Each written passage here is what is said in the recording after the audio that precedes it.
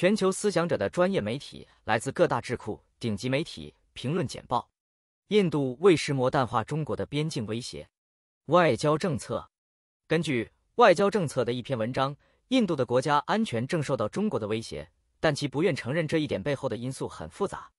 这篇文章指出了商业利益的影响，中国是印度公司的主要市场，以及该国对中国的经济依赖，中国提供了大量廉价产品。还有与现任政府的选举、计算及其极端民族主义文化相关的政治考虑。与此同时，印度在战争中面临住一个优势对手，缺乏应对这一威胁的政治意愿，只有外交部似乎热衷于反击北京。由于中国拥有军事和基础设施优势，印度处于守势。尽管据说印度军方有选择，该国的安全机构正在探索应对中国挑战的方法。如果印度真的采取行动，北京的经济报复可能是肯定的。鉴于印度对美国或主要大国的战略伙伴关系在任何冲突中将如何发挥作用，目前也不清楚，因为他们对北京的贸易依赖以及缺乏共同防御协定。由澳大利亚、印度、日本和美国组成的四方国家，并非旨在说明成员国应对对抗中国全球安全倡议与拉美的战略接触。外交官。中国的全球安全倡议 GSI 已被引入，作为一个明确的军事和战略概念，旨在为整个拉丁美洲和其他地区的安全合作建立新的多边结构。虽然从表面上看， GSI 包含了一些关于可持续、安全与和平对话的看似和解的短语，但该档的优先事项部分详细介绍了一系列安全部门活动，这些活动为中国的做法提供了令人担忧的见解。例如， GSI 明确宣布中国支援拉丁美洲和加勒比国家共同体 CELAC 在维护地区和平与安全方面发挥积极作用，为该国通过跨大陆金砖国家论坛与巴西和俄罗斯合作打开大门，作为其更广泛的安全合作的一部分。GSI 提到中国对涵盖整个地区传统和非传统安全的治理机制的兴趣尤其令人担忧。北京正在寻求网络安全、生物安全和反恐的治理，同时寻求促进国际安全论坛之间更广泛的合作。中国还参与了全球数据安全倡议等倡议，该倡议指的是中国在全球数据管理以及人工智慧和其他以国防为中心的技术的国际安全治理中的作用。因此，中国通过华为、大华、海康威视和中兴等公司在拉丁美洲数位和安全系统基础设施中日益有影响力的地位引起了人们的关注。中国的 GSI 通过一系列武器交易以及赠送远景和军事装备，确认了其在拉丁美洲扩大安全政策的政策意图。即使在拜登政府领导下，拉美和美国关系升温之后，非洲大陆目前的左翼政府也并不回避与中国进行军事接触，将其作为政治战略举措。核武器共用趋势对东亚意味着什么？外交官。俄罗斯于3月25日宣布将在白俄罗斯部署核武器，两国将达成核共享协定，这是一个对核扩散产生影响的重大发展。在全球紧张局势加剧之际，核共用变得越来越有可能。北约成员国创建的概念核系统允许各国拥有其盟国的核武器，训练使用这些武器，并部署合适的运载工具进行核打击。共用核武库可以由其盟国转让给东道国，并几乎立即使用。白俄罗斯在1990年代之前曾拥有苏联前沿部署的大部分核武库，并且仍然拥有一些完好无损的基础设施。白俄罗斯被认为影响力较小，交付能力有限，但其他候选国如日本、韩国和澳大利亚其影响要严重得多。澳大利亚是购买美国核动力攻击潜艇的主要潜在候选国，这些潜艇允许远端核弹头巡航导弹。重点是海军能力，反映了战区的不同要求以及潜在冲突将比欧洲更远的距离。日本也在着手采购能够打击整个地区目标的空射巡航导弹，这可能为核共用协议铺平道路。韩国也在考虑将基于北约模式的核共享作为政治上可行的选择。在亚洲达成核共享协定可能会通过扩大其安全伙伴关系和军事基地网络来加强美国在东亚的地位。核共享协定的激增具有潜在的严重不稳定的后果，并可能助长冷战式的军事集团分裂。2008年，这些危险凸显出来，北约的核共享计划现在可能被中国、巴基斯坦或任何其他核武国家用作建立类似计划的借口。想象一下，如果中国提出这样的安排来说服朝鲜放弃其核野心，或者如果巴基斯坦要与沙烏地阿拉伯或伊朗进行核共用，核讹诈是俄罗斯实力下降的标志。外交政策。俄罗斯总统弗拉基米尔·普京 Vladimir Putin 声称俄罗斯在乌克兰的战争是西方侵略的代表，从而为扩大俄罗斯在乌克兰的战争辩护。这要求暂停执行新削减战略武器条约 New START。2011年的条约旨在限制部署的进攻性战略核弹头的数量，以尽量减少核战争的风险。根据该协定，两国每年进行一次现场检查，每2年一次的数据和年度遥测交换，以验证合规性。国际上遵守该条约被认为是人类的成功，因为它为国际社会带来了稳定。放弃该网络现在破坏了全球稳定，并凸显了俄罗斯作为弱化全球大国的地位。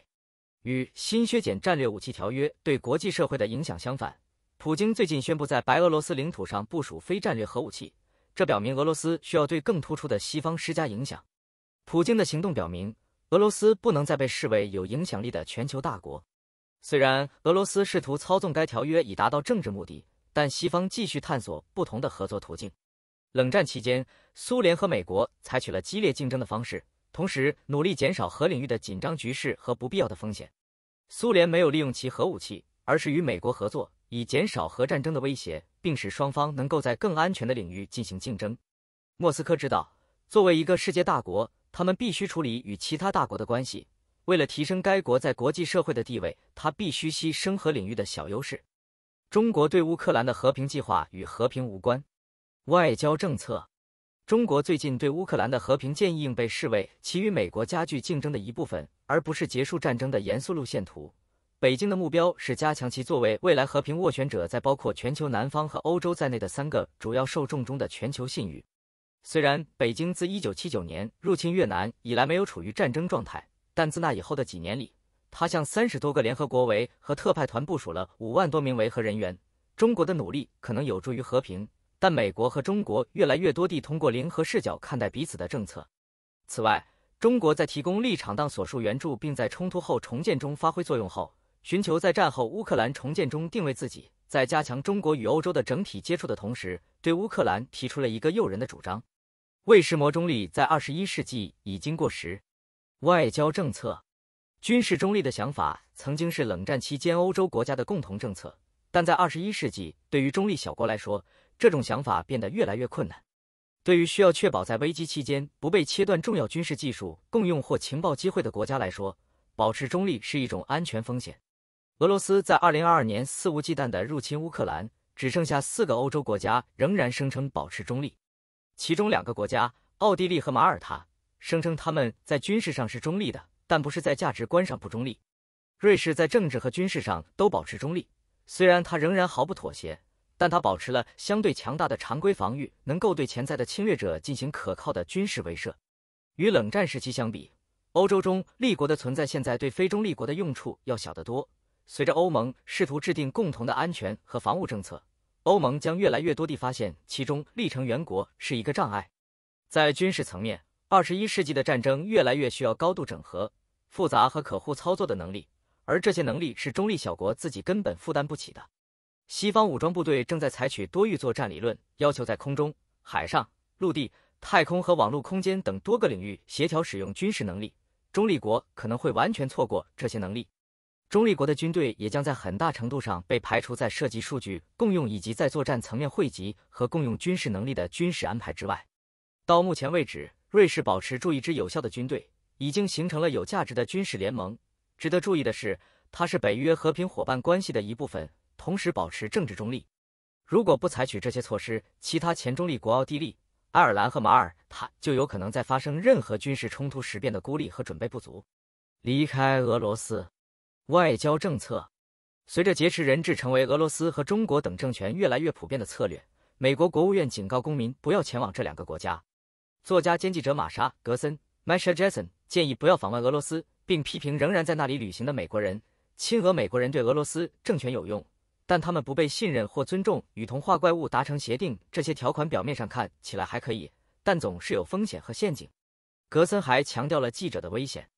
特别是《华尔街日报》记者埃文·格什科维奇 （Evan Gershkovich）， 他因荒谬的间谍罪名在俄罗斯被拘留，并警告说，美国记者离开这个国家已经过去了。